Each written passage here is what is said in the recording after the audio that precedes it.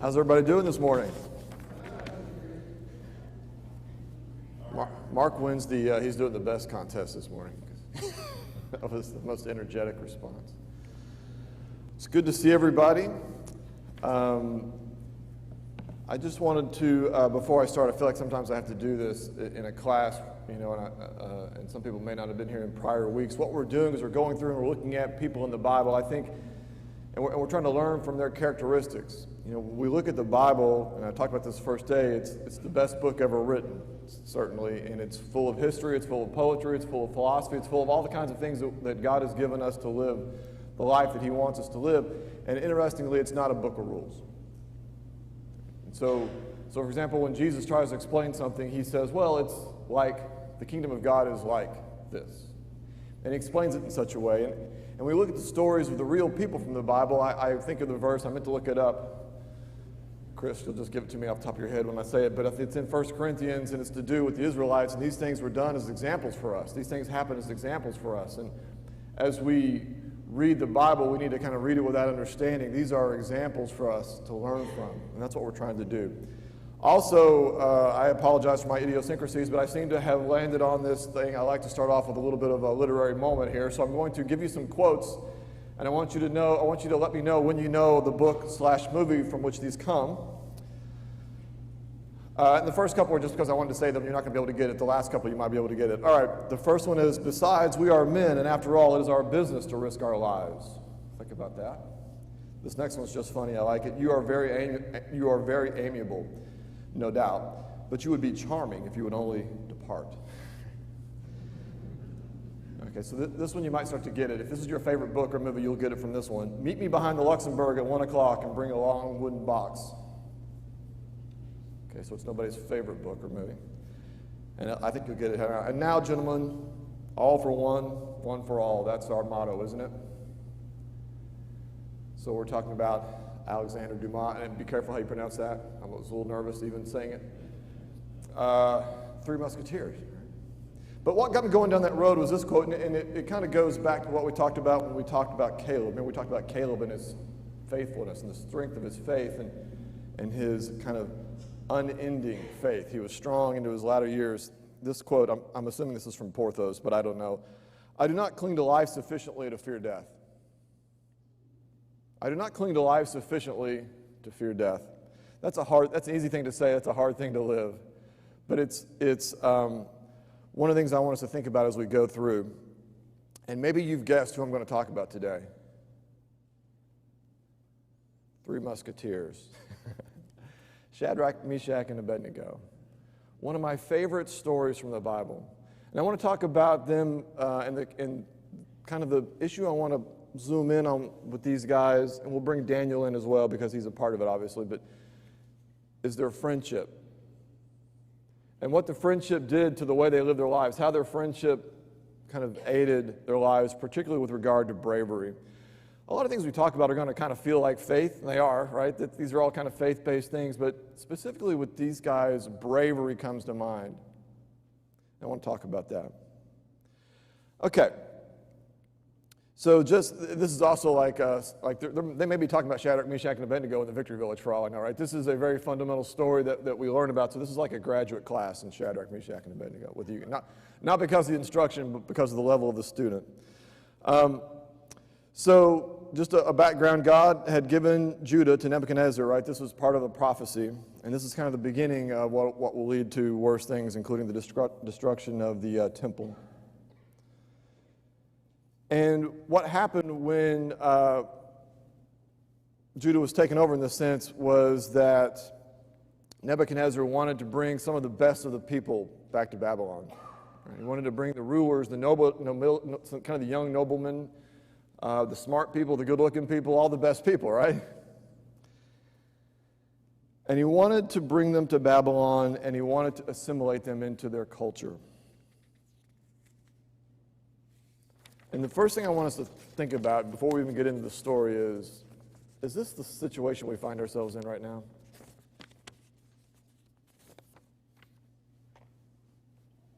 Is the world trying to assimilate us into its culture?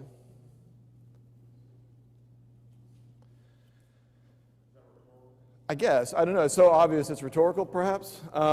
Yeah, and the examples are too many to kind of, I guess, talk about this. Probably you're overwhelmed with the thought of it, perhaps. But in everywhere we turn, we are being, there's an attempt at assimilation. And I want to talk about the first attempt at assimilation. Well, besides taking them out of their home, right? But with because included in these good-looking, smart, noble people is Daniel, Shadrach, Meshach, and Abednego. But originally their names were Shadrach et al. Hananiah, which meant the grace of the Lord. Mishael, he is that strong God. And Azariah, the Lord is help. Notice they all have God in their name, as did Daniel. I don't know if I wrote Daniel's down, but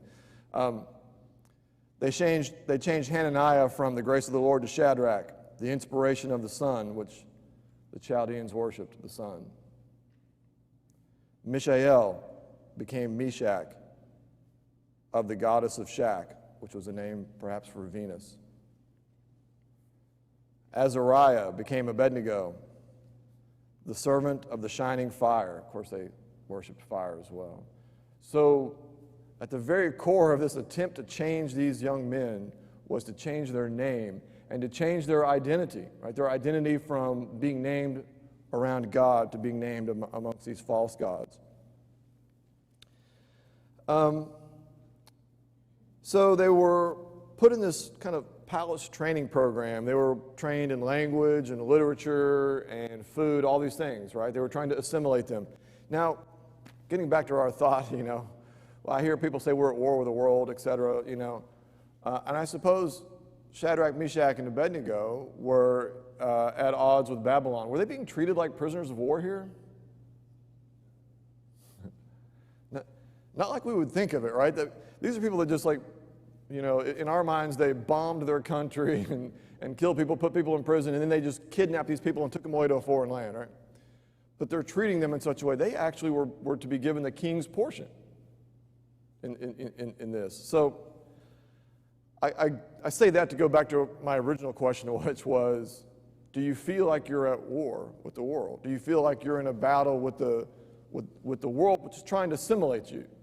Because it's hard to notice when they're giving you the king's rations.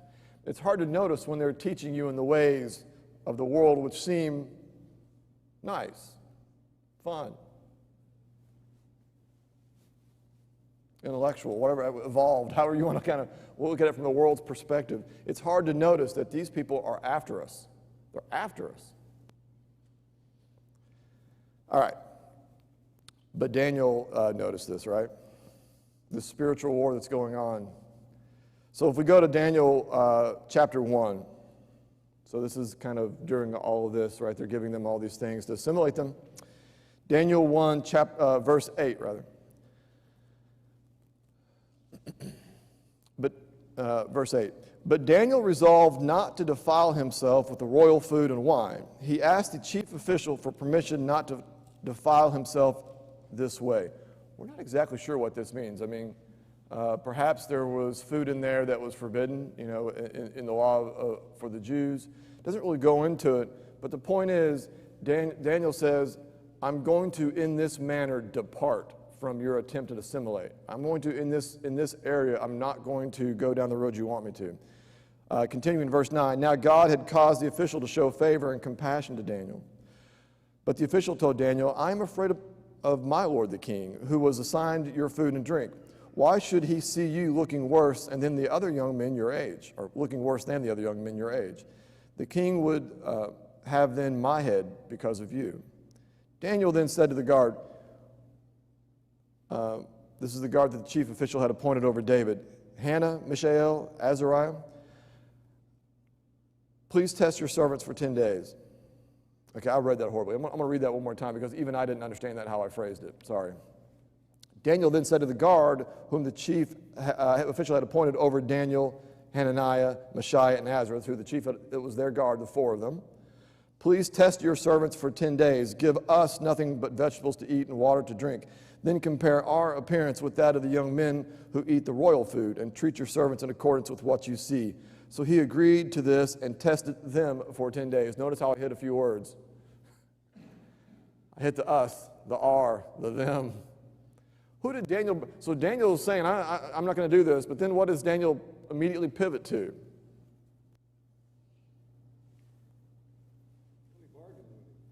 He bargained, but not just for himself, right?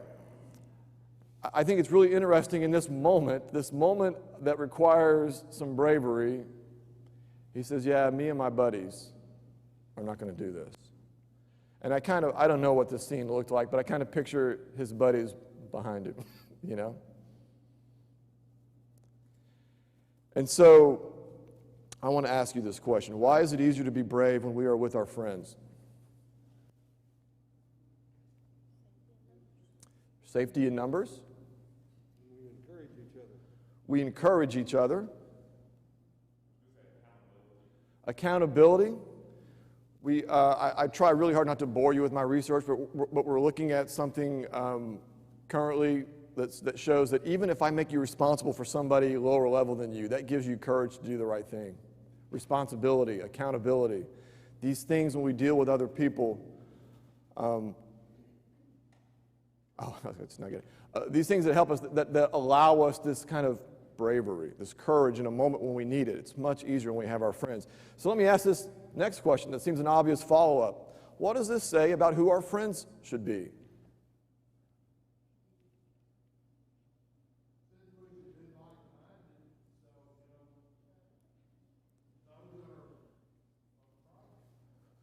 So I'm probably not the only one. Who had a really bad set of friends in high school? I can always count on you, buddy. I mean, I was good in comparison because I didn't do half the things they did. I held a lot of beers in my day.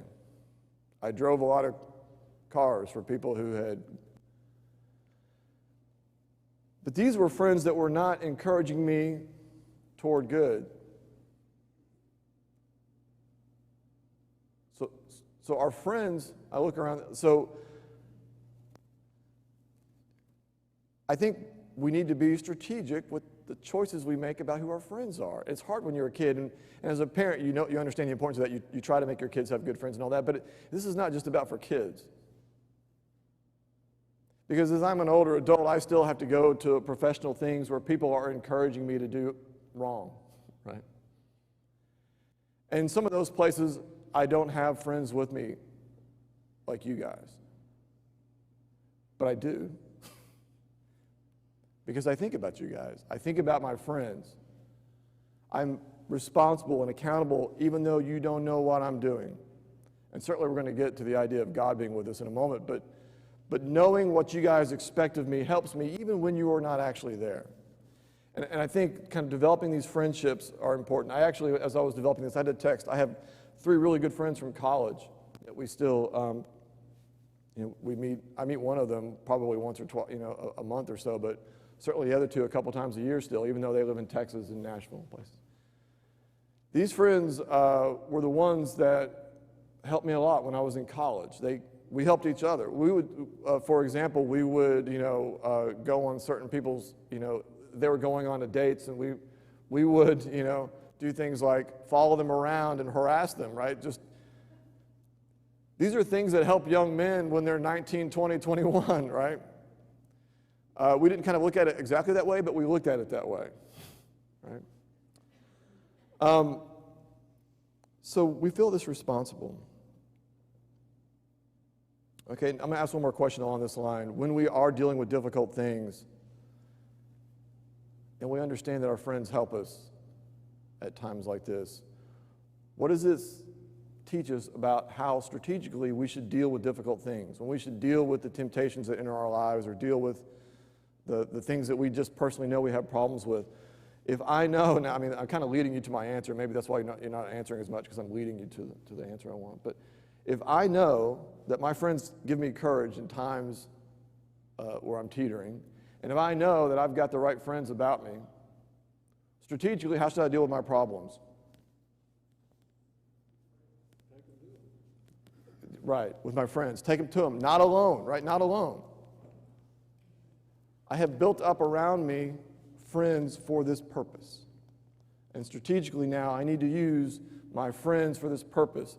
If you are having any kind of trouble, I am your friend for that purpose. Do not hesitate. Friends,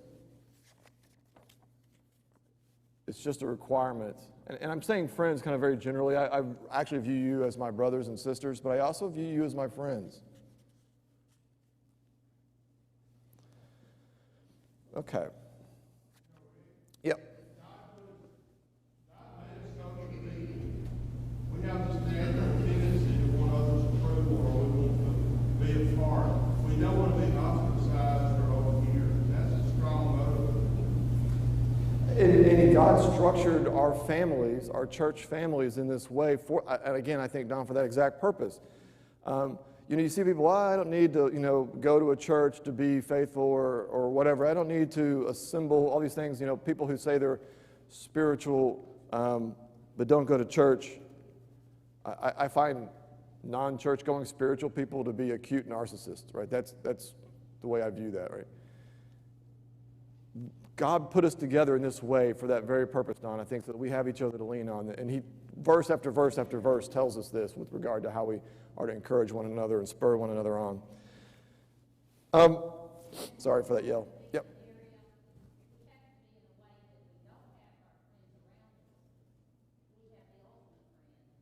Don't jump ahead, Charlotte.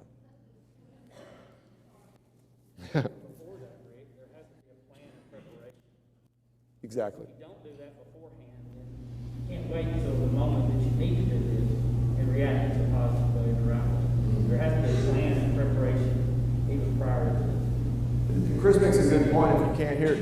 He's, kind of the original point of this question was strategically how are we going to use our friends in this situation? And I mean use, not in a bad way, right? But his point is we need to have thought about these things beforehand. Before the trouble presents itself in front of us, we need to thought, what am I going to do in a situation where this trouble presents itself?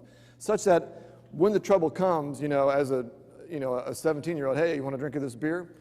When that trouble comes to me as a 17-year-old, I need to have thought, what am I going to do when that situation happens? Because I need to take the thinking process out of that moment as much as possible, because in that moment, sometimes I'm going to have difficulty, especially if my friends aren't actually around me at the time, right? So prepare, right? Be prepared. All right, then later we see that they go through this program. They actually are the best. God gives these four learning and skill, and he gives Daniel prophecy. These four use their gifts. They're promoted because of their excellence, and we understand that their excellence is in large part due to the gifts of God. This reminds me of Joseph, one of my favorite characters, which I have promised not to go over in this class because I talk about him too much. But this reminds me of Joseph. Why was he in the position Joseph was in? Why are Shadrach, Meshach, and Abednego in the position that they're going to find themselves in?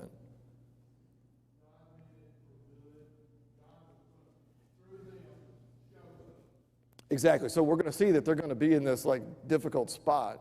But how did they even get to the point to be in that difficult spot? Because they were excellent, right? And I'm not saying we have to be the best at everything we do, but I am saying this: we are Christians. We are, we should be different. And it's hard for me. Let's say I'm out of 12 professors at the University of Alabama, if I'm the 12th one, barely hanging on, I use tenure to not work, and et cetera, right? If I'm that guy, how is anybody going to ever listen to me if I make a point?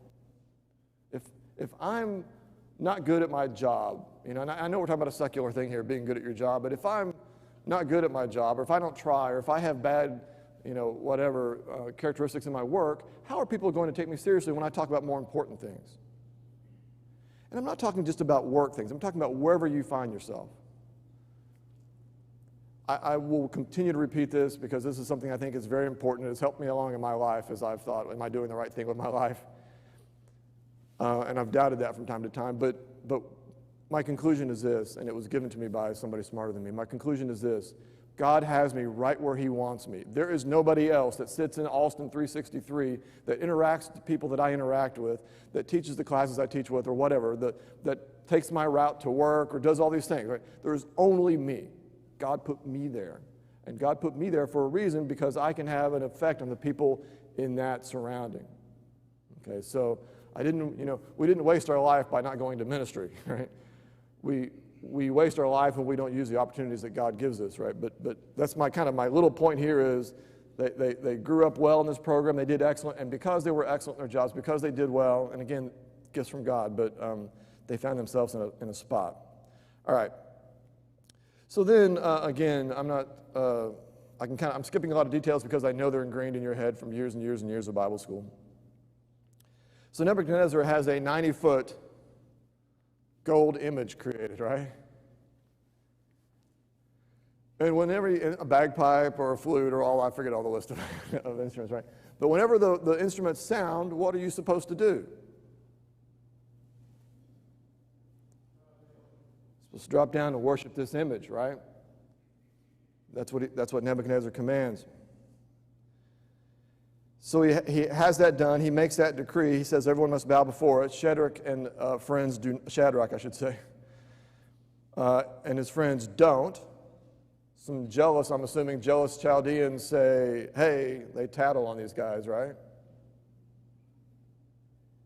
Interesting aside, they don't tattle on Daniel.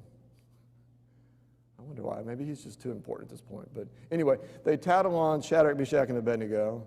And the king brings them in and says, do it or else. And he doesn't just say do it or else, right? We're going to stand in front of this furnace. No, do it or else. So this is not some abstract, I'm going to harm you if you don't do it. It's not some kind of, well, I'll kind of hide in the shadow or whatever. They are a very specific thing is going to happen if they don't do it. And one of my favorite passages in the entire Bible, and I say that a lot, I know, but one of my favorite passages in the entire Bible comes in this moment. King says, do it or else. Shadrach, Meshach, and Abednego replied to him. Now notice it's not Shadrach or Meshach or Abednego. These three replied to him, King Nebuchadnezzar, we do not need to defend ourselves before you in this manner. If we are thrown into the blazing furnace, the God we serve is able to deliver us from it, and he will deliver us from your majesty's hand. But even if he does not, we want you to know, your majesty, that we will not serve your gods or worship your image of gold that you have set up, even if he does not. So they're standing there in front of this furnace, which is 7 times hotter than normal, which I don't know what that is in Celsius, but really hot, so hot that the guys who threw him in died of the heat, right? They're standing in front of this intensely hot furnace, and they don't know, right? It's not like they're coming up and saying, yeah, I mean, they say that God will save us, but they also say, but maybe he won't, because maybe that's not his plan. That is bravery in my mind, because as far as they know, they are about to burn up in one of the most painful, I hear, ways to die. And they're saying, well, nevertheless, I will not do the simple physical act or physical words you want me to do. It's really a simple thing, isn't it? Just to bow in that moment to save your life. I mean, we would do a lot of things to save our lives, right? And why not just bow in this moment? But they won't. Why didn't they? They trusted in God.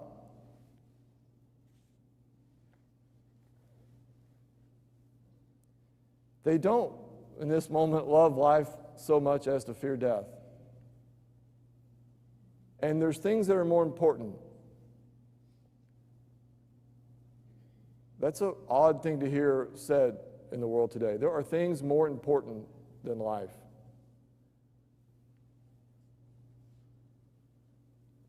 There's a lot of examples of this. Many people get this, but most do not. There are things that are more important than life.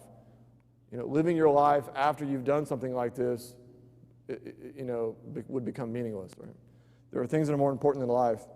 And I like to think, they again say we, us, it is 3 guys that are encouraging one another, right? They're standing there together.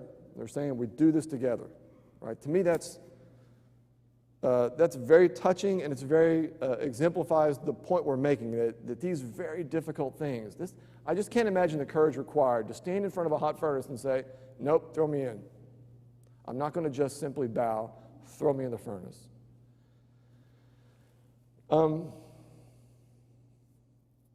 So All right. I think I've got through my notes on that one. All right. So I want to go back and let's think about these three guys overall. These are three faithful guys, right? What we would call today, these are good Christian boys. I mean, they're not Christians or Jews, but. So, their life should be easy. I mean, God should take care of them through their life, right? They shouldn't have to encounter hardships. So, God's going to take it easy on them. Or protect them, put a hedge around them, as the devil would say, right? No. Their country gets ransacked. They get kidnapped. Tied up and taken away, perhaps, as Tom Petty would say. They get threatened, and eventually they get thrown in a fire. So I think it's hard for us to kind of grasp that if we're living good Christian lives, bad things shouldn't happen. This is one of the, and I just ordered a book because I want to read more about it, but this is one of the main barriers to faith. If you talk to atheists, if you talk to people who are unfaithful, don't believe in God, this question of why do bad things happen to good people? And we understand that because we understand that there are things more important than life. But it's hard because life is all we're experiencing right now.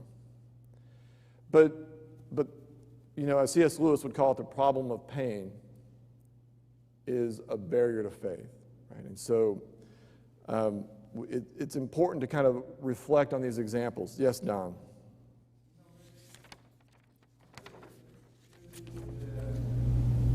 They know dangerous things to avoid.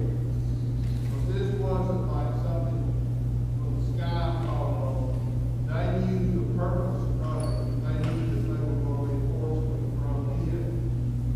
And I don't know, maybe because of the purpose of the evil, that they were stronger. I don't know that. Yeah, you know, it's and Don's point, if you can't hear, I think, is that they didn't go into this thing kind of unknowing. They knew what was ahead of them, and I certainly agree with that.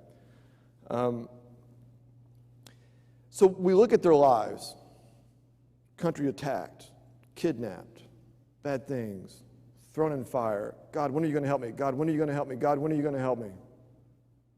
I'm praying to you, God, when are you going to help me? When does God help them? Where? When they were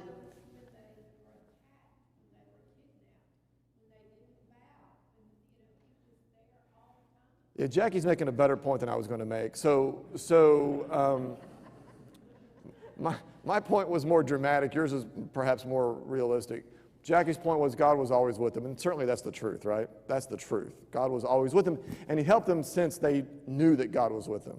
Much better point than I'm about to make. Nevertheless, I'm going to make my point. God came to them. God's presence was physically with them, I'll put it that way.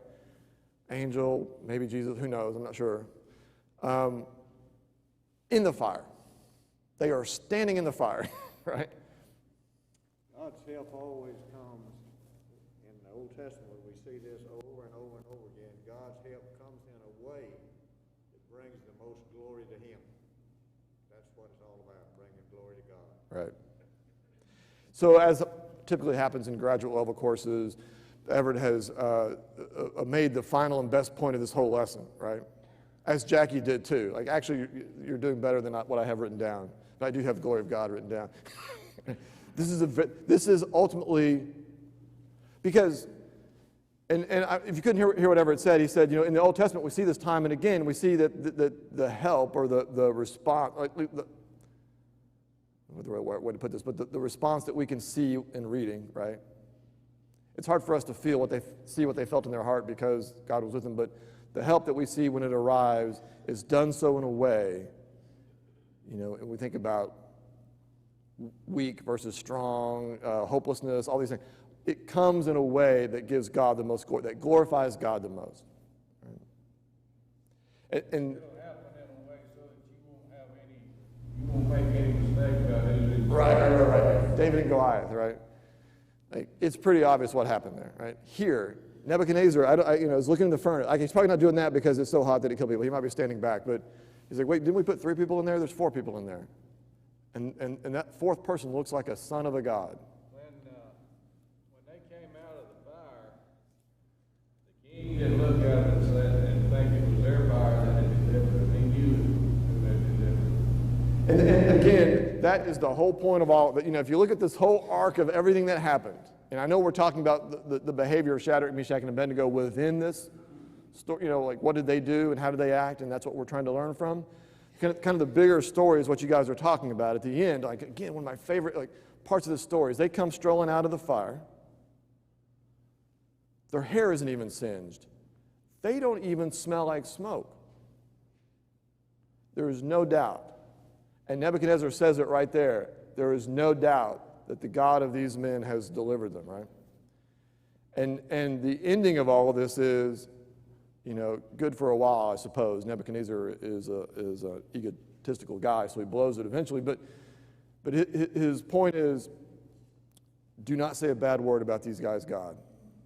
Their God is powerful. And that's not necessarily making believers out of the nation of Babylon, but it's making it easier. It's allowing people to worship the true God. And so kind of the point I wanted to make out of all that is this idea that no matter what situation we find ourselves in, we find ourselves in a lot of trouble. Right? In this world, we're going to know trouble. And to Jackie's point, we started this by talking about the friends that we have with us, and I guess this was Charlotte's point too. We talk about the friends that surround us that give us this strength because I can look in your eyes and you give me strength. But Jesus is in the fire with us. Whatever the lowest moment in our life is going to be, and we're going to have one, whatever it is, the key to surviving that moment and coming out the other end such that God will get the glory is to understand that Jesus is in there with us.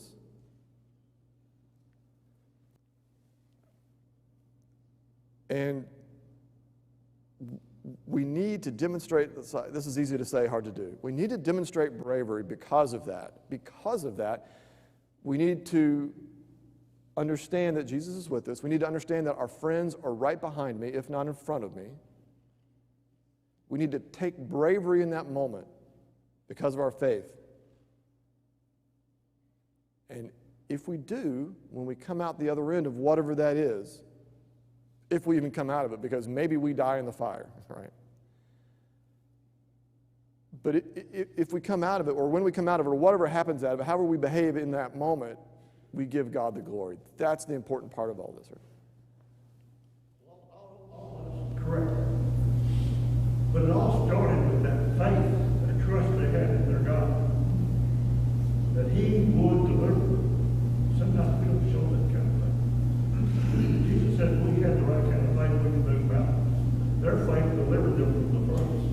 That's why God chose to go in there and deliver those men, because they showed and demonstrated their complete trust and faith. Right, and kind of at the core of pretty much everything we're going to talk about, because how do I separate this from the story of Caleb? Because he was brave also, but again, it was faith. It's the faith that's the fundamental aspect here. It's that, and I would say faith beyond being delivered from this physical moment, because they said in that moment, well, maybe God won't save us. He can, certainly, but if He chooses not to, that doesn't change my position on this, right?